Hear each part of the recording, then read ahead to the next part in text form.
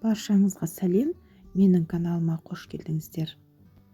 Бүгін сіздерге үй жағдайында өте оңай жасалатын печеньенің рецептімен бөлісетін боламын.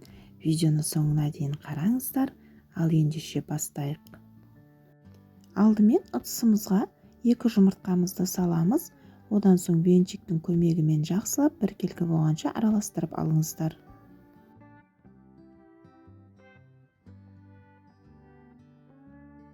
Оның үстіне қантымызды салып, тағы да араластыратын боламыз. Міндетті түрде қантымыз еруі қажет.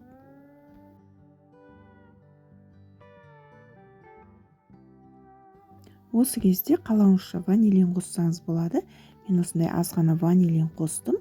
Енді сұйық майымызды құйып, тағы да біркелкі масса болғанша араластыратын боламыз.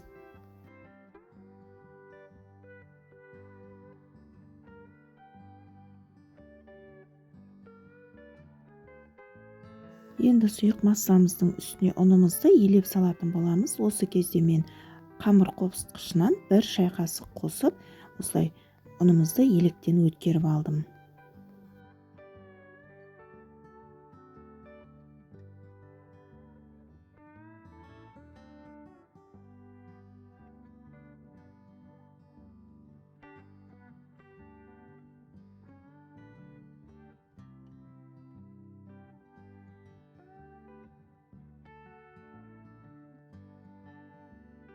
Өлшеп алынған ұнымызды електен өткеріп болған соң, қамырымызды илейтін боламыз.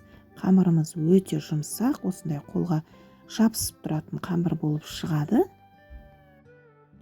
Формамыздың бетіне пергамент қағазын жайып, енді печеньемізді жасайтын боламыз.